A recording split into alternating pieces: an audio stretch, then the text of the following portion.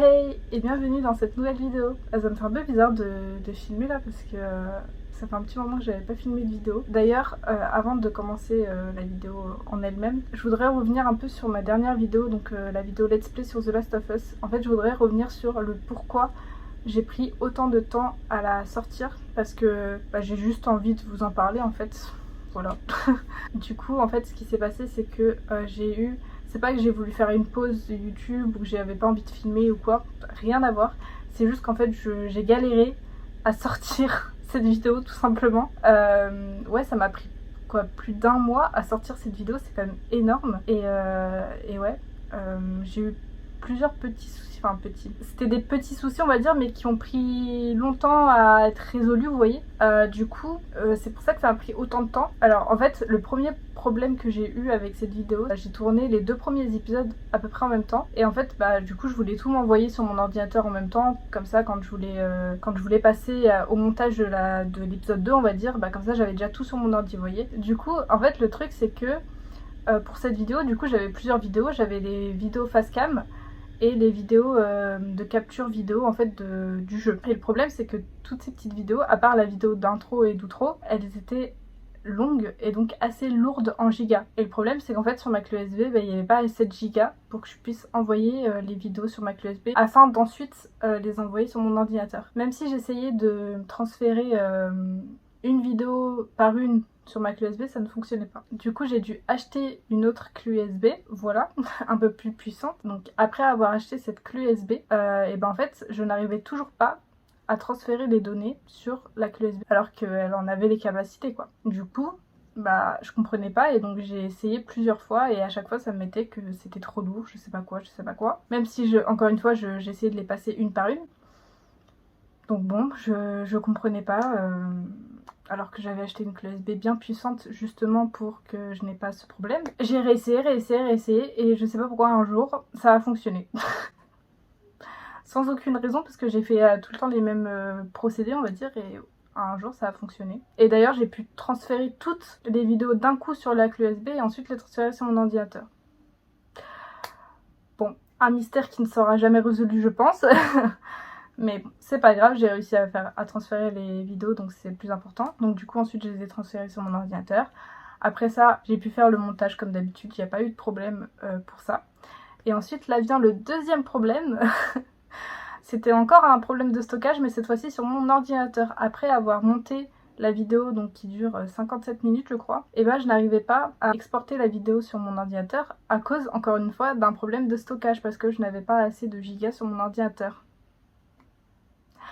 I'm a clown. Du coup j'étais en mode ok, ça m'a pris énormément de temps pour réussir en fait à exporter ma vidéo sur mon ordinateur. Ça m'a pris bien 2 semaines, je crois 2 semaines et demie, un truc comme ça, voire plus. Je sais plus exactement, mais ouais, ça m'a pris bien du temps. J'ai essayé, quand je voyais que ça ne fonctionnait pas de transférer directement sur mon ordinateur, j'ai essayé de l'importer directement sur YouTube, mais même ça n'a pas fonctionné. Et évidemment, à chaque fois, je devais attendre que le chargement finisse avant qu'on me dise « erreur, impossible d'importer la vidéo ». Et à chaque fois, ça prenait bien 30 minutes, 1 heure, le chargement, voilà. Du coup, bon, ok.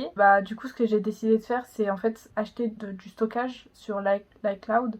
Du coup, c'est ce que j'ai fait. Et du coup, j'ai transféré tout ce que j'avais sur mon ordinateur sur l'iCloud. Et en fait, c'était trop bizarre parce que même là, sur mon ordinateur, il y avait pratiquement plus rien. Et même comme ça, je n'arrivais pas à importer la vidéo.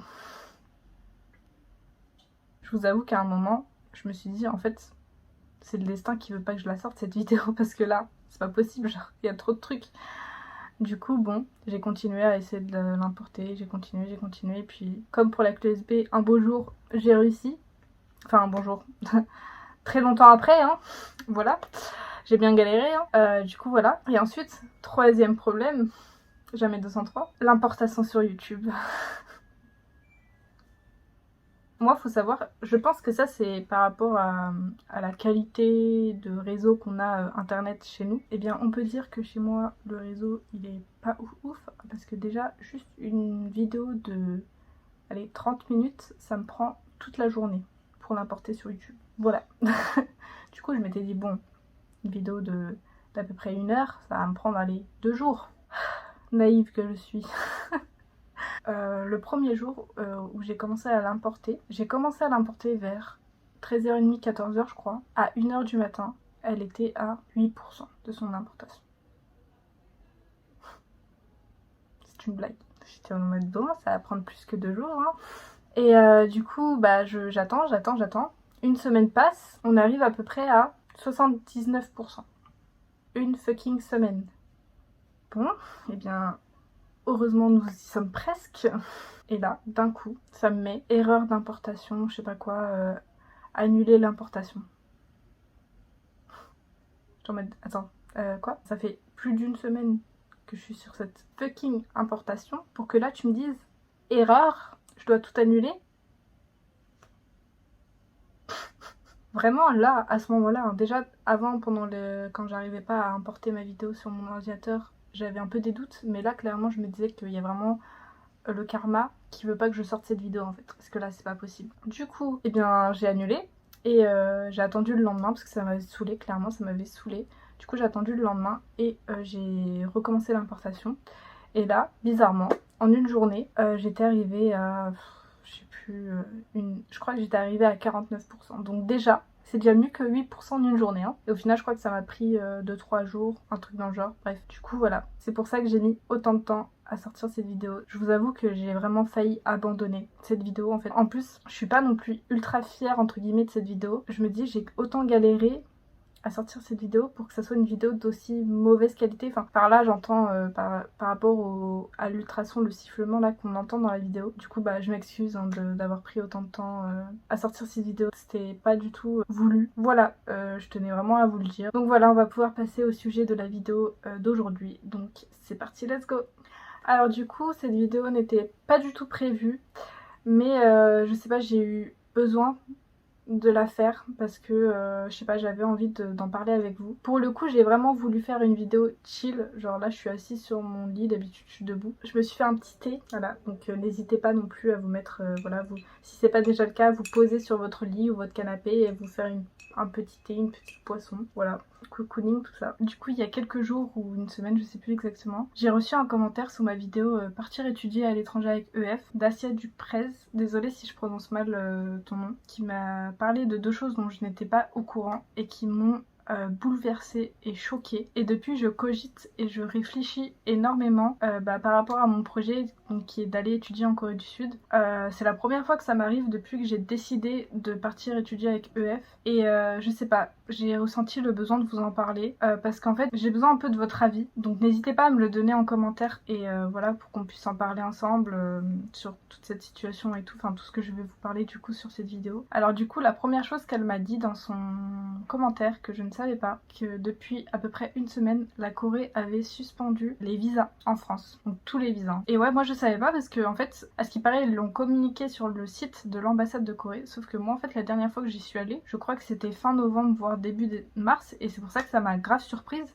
Je n'ai pas vu ce communiqué et moi la dernière chose que j'avais vue sur le site de l'ambassade de Corée, c'est qu'ils allaient arrêter de traiter les demandes de visa parce qu'ils allaient ouvrir un centre pour les demandes de visa, bref je sais plus c'est quoi le nom, mais voilà, à partir du 15 mars, l'ambassade de Corée ne va plus traiter des demandes de visa, ça sera directement dans le centre de demande de visa, je sais plus voilà, je sais plus le nom, mais voilà. Du coup, voilà, donc c'est pour ça que ça m'a ultra surprise, parce que bah moi je l'avais pas vu et voilà, je ne l'ai vu nulle part sur les réseaux sociaux, etc. Donc du coup, bah en fait, je suis allée faire un peu mes petites recherches sur internet, et du coup, de ce que j'ai compris, donc c'est depuis le 4 mars qu'ils ont suspendu les visas en France. Donc tous les visas du coup, et bah du coup on peut pas faire de demande de visa et donc aller en Corée. Je crois que même pour les touristes, pour rester moins de 90 jours, on ne peut quand même pas y aller. Aussi, si je dis des bêtises, n'hésitez pas à me corriger dans les commentaires. Hein. Par contre, j'ai vu que les gens qui avaient déjà leur visa peuvent quand même aller en Corée. Du coup, ensuite, j'ai été voir sur YouTube.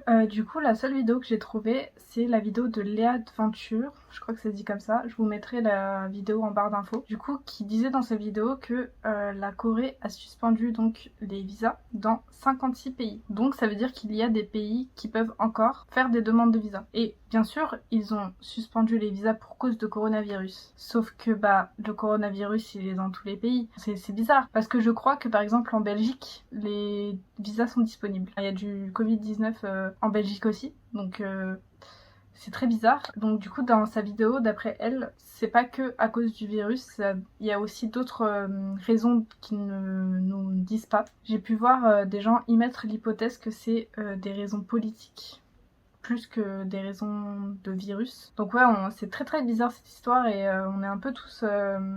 on comprend pas trop en fait. Mais enfin moi je me dis c'est quand même ultra relou pour les gens qui sont censés partir dans quelques mois. Qui ont sûrement déjà payé leur école, payé sûrement les billets d'avion parce que ça se prend quand même très à l'avance. Genre je comprends pas du coup comment ils vont faire ces gens-là. Je veux dire, enfin j'espère pour eux que si au final ils peuvent pas partir, bah qu'ils vont être remboursés. Mais ouais, enfin ça met tout le monde dans une... Parce que du coup il y a pas que les étudiants, parce que là je parle des étudiants, mais il y a aussi les gens qui travaillent et qui doivent se rendre en Corée pour le travail ou les choses comme ça, et qui du coup ne peuvent pas non plus. Parce que du coup, ils ont suspendu les visas depuis le 4 mars, mais c'est jusqu'à nouvel ordre. Donc ça veut dire qu'on n'a pas de date déterminée, on ne sait pas jusqu'à quand les visas vont être suspendus. Donc ouais, moi je me dis, bon, encore moi mon départ il est dans un peu de temps, mais enfin ça ne me met pas non plus à l'abri que les visas ne soient pas rétablis, on va dire, avant que je parte, quoi. Ça se trouve, ça va être suspendu encore jusqu'à la fin de l'année. J'espère pas, mais on ne sait pas, vu qu'il n'y a pas de date. Du coup, bah ouais, ça met vraiment dans une situation où tout est remis en question, en fait, où ton voyage, ton séjour, bah tu t'es même plus sûr de pouvoir partir. Et moi, personnellement, ça m'a beaucoup bouleversée et touchée, parce qu'actuellement, mon projet, c'est l'un des seuls trucs qui me donne un peu de joie, de me dire ouais je vais aller étudier en Corée, ça me booste, ça c'est quelque chose qui me donne envie de me lever le matin, qui me donne envie d'aller travailler, qui me donne envie de me bouger le cul en fait pour réussir quelque chose. Et là de me dire que finalement je vais peut-être pas partir, bah ça me... ouais ça me fait énormément de peine et ça me... ouais, j'arrive même pas vraiment à placer des mots sur ce que je ressens parce que c'est assez fort quand même. Et ouais, ça me touche énormément. Moi actuellement, j'ai pas envie d'aller en Corée du Sud. J'ai besoin d'aller en Corée du Sud. Et là, de me dire que c'est pas sûr, bah ouais, ça me fout les boules, on va dire, hein, voilà. On va passer à la deuxième chose que j'ai appris dans ce commentaire, donc c'est qu'il y a des gens donc, qui étaient censés partir à l'étranger, pas forcément en Corée du Sud, mais à l'étranger, avec EF donc, et qui se sont vus annuler leur projet et qui n'arrivent pas à avoir de remboursement. Puis encore, si c'était la personne qui a annulé son séjour, là c'est normal qu'ils ne vous remboursent pas. Mais là c'est eux qui annulent le séjour. Donc là moi personnellement je ne comprends pas pourquoi ils ne remboursent pas en fait. Enfin, si, c'est juste parce que sinon ils perdraient trop d'argent, mais c'est pas normal en fait. Parce que là on parle pas d'une petite somme, on parle pas de 100 € ou de 1000 €, même si 1000 € pour certains c'est beaucoup d'argent. Pour mon cas par exemple, on parle de 13 500 €. C'est énorme. Moi pour le coup, j'ai pas encore payé mon séjour, j'ai juste payé les frais d'inscription. Mais bah là, vous vous inquiétez pas que là je vais pas payer tout de suite, hein. Je sais pas pourquoi j'ai une sorte d'instinct, ou je sais pas trop, qui me disait attends avant de payer. Attends un peu. Bah clairement j'ai bien fait, hein. Et vous inquiétez pas que je vais pas payer tout de suite, hein, parce que moi si je suis pas sûre à 100% de partir, mais c'est mort, parce que si c'est pour qu'au final je sois pas remboursée, je ne payerai pas.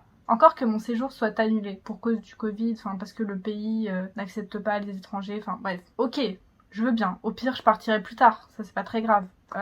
Ça fout les boules que votre séjour soit annulé, mais c'est pas, enfin ça va encore. On se dit au pire je partirai plus tard ou même si je décide finalement de partir soit avec un autre programme ou soit autrement, bon voilà, vous voyez. Mais de pas être remboursé, ça par contre c'est hors de question en fait. Personnellement, moi cet argent, on me l'a pas offert, hein. J'ai travaillé pour l'avoir, je me suis donné, donc c'est pas pour le perdre comme ça parce que le programme ne veut pas perdre son argent en fait, c'est mort.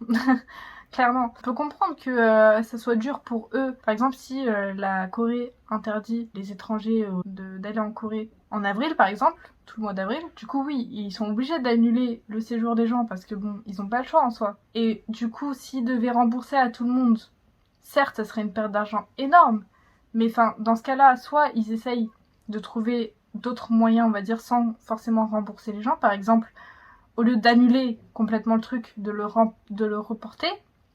Par exemple, pour ceux qui doivent partir en avril, je crois que la prochaine rentrée c'est au mois de septembre. Bah, au pire, il décale un peu. Pareil, ça doit être un peu relou de devoir tout décaler, mais bon, c'est toujours mieux que de ne pas rembourser les gens en fait.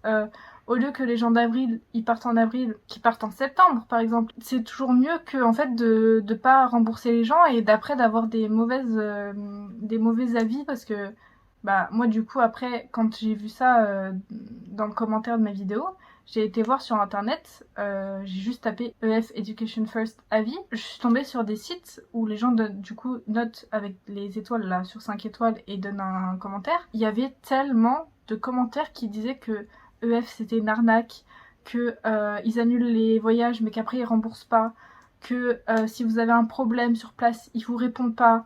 Que bah du coup voilà des gens qui se sont vus annuler leur voyage, ils les ont contactés pour essayer d'avoir un remboursement ou quoi, ils ont jamais réussi à les recontacter, ils les ignorent comme jamais, enfin genre vraiment c'est ça qu'ils veulent EF, c'est d'avoir des commentaires comme ça négatifs et qui du coup ne donneront pas envie à d'autres personnes de partir avec eux parce que certes il y a des gens qui donnent des avis positifs comme quoi leur séjour s'est trop bien passé, c'était trop bien. Moi c'est ce que j'avais vu avant de m'inscrire à EF. J'ai regardé, bon j'avoue que j'ai plus regardé des vidéos YouTube que des commentaires sur internet. Sur les vidéos YouTube, tout le monde disait que c'était un bon programme, qu'ils avaient passé un séjour extraordinaire avec EF, que c'était... Enfin bref, que du positif en fait. Et du coup, bah oui, ça m'a choqué quand j'ai vu les commentaires des gens qui disaient que c'était une arnaque, qu'ils te remboursent pas, que quand t'as besoin d'un problème, ils répondent pas. J'étais vraiment sur le cul, je me disais mais c'est le même programme que celui sur lequel je me suis inscrite là, parce que j'ai l'impression de découvrir tout un nouveau monde sur le même programme en fait, c'est trop bizarre genre. Du coup ouais, je vous avoue que bah en fait, bah par exemple moi, de voir autant de négatifs sur ce programme et tout, je me suis grave remise en question. Alors que pourtant, de base j'étais en mode ouais je vais vivre ma meilleure vie avec eux et tout, enfin ça va être trop bien et tout. Depuis que j'ai vu ça, en fait pour être totalement franche avec vous, j'en suis vraiment venue à me demander si c'était pas mieux au final que je parte soit avec un autre programme, soit que je parte directement dans une université coréenne en fait. Parce que je vous avoue que là, actuellement, j'ai ultra peur de me faire arnaquer. Enfin, ouais, si, c'est le mot arnaquer. Moi, ça peut très bien se passer. Au final, peut-être qu'en janvier, la situation au niveau du Covid sera mieux. Je touche du poids pour que ça arrive, hein.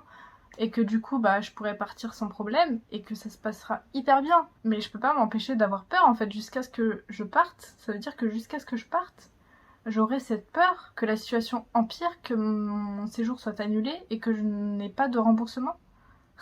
Je vous avoue que j'ai pas envie d'ajouter ça en plus de négatif, surtout par rapport à mon projet, parce que moi mon projet de base c'est quelque chose qui est positif. Du coup j'ai pas envie d'associer mon projet à des choses négatives. C'est horrible. Je vais être totalement honnête avec vous. Je me suis vraiment demandé si j'allais pas finalement abandonner mon séjour avec EF et partir directement dans une université coréenne. Du coup, en y réfléchissant, je me suis dit si jamais je décide de partir directement dans une fac coréenne, bah je me prendrai une résidence parce que c'est plus simple. Enfin, je sais pas si c'est plus simple parce que ça va être un peu relou je pense de chercher un appart, mais enfin moi je préfère ça plutôt que le campus. J'ai regardé pour du coup le coût de la fac, le coût du logement et le coût de la nourriture parce que du coup si je prends une résidence bah du coup je vais devoir me payer tous mes repas et bah au final j'ai vu que j'en avais pour beaucoup moins que... Enfin beaucoup moins. Pour... ouais je crois que les trois j'en avais pour 10 000 balles. Ce qui fait quand même 3 500 € de moins qu'avec EF. Moi personnellement je trouve que c'est beaucoup d'argent. Hein. Bref, du coup voilà. Pour l'instant je suis encore on va dire sur l'idée de partir avec EF. Mais je vous avoue que ça me fait quand même quelque chose de me dire que potentiellement je pourrais ne pas partir avec EF parce que j'ai l'impression un peu de les abandonner. Bah du coup si je décide finalement d'abandonner EF et de partir dans une université coréenne, bah faut que je m'y prenne aussi à l'avance. Je vais pas faire ça dans 2 mois avant de partir quoi. Parce que du coup j'ai vu que pour la rentrée d'hiver 2021 c'est le 7 décembre donc voilà, faut que si je veux partir, parce que moi du coup si je pars dans une université coréenne, je veux faire donc 3 semestres, le semestre hiver, le semestre printemps et le semestre été. Donc voilà, comme vous avez pu le comprendre à travers cette vidéo, Je remets beaucoup mon voyage en question, donc c'est pas des remises en question, est-ce que je pars finalement ou pas, parce que ça, si j'ai la possibilité de partir, je partirai, ça c'est pas négociable. Mais c'est plus comment et avec qui partir dont je me pose beaucoup de questions et que je remets beaucoup en question et auquel j'y réfléchis beaucoup. Je pensais vraiment pas que ça allait arriver parce que j'étais vraiment sûre de moi par rapport au fait de partir avec EF.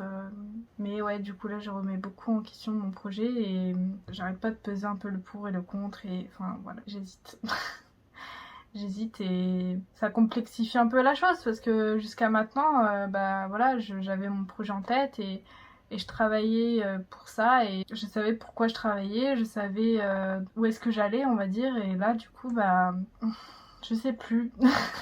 Bon, je ne sais pas combien de temps cette vidéo va durer, donc je vais pas l'allonger plus, mais voilà, je me disais que si jamais, dans le cas où je décide de partir dans une université coréenne, et bah je me suis dit que bah fallait aussi que je vous en parle parce que imaginez depuis le début de ma chaîne je dis que je pars étudier avec EF et tout et d'un coup sans explication je commence à dire oui alors l'université coréenne où je vais aller étudier nanana. Évidemment je vous aurais expliqué pourquoi est-ce que ça a changé etc. Là je me dis que là le fait que je sois actuellement dans une hésitation par rapport à ça, je me dis que vous préférez sûrement que je vous en parle maintenant, enfin vous voyez que voilà, en créant cette chaîne, moi je voulais partager du coup toute cette expérience avec vous, toute cette évolution, du coup le avant, pendant, après, et au final, bah, même s'il y a des choses qu'on ne pensait pas, parce que moi je pensais pas que j'allais me remettre en question sur mon projet, bah finalement c'est arrivé et du coup bah voilà, ça fait partie du avant du coup.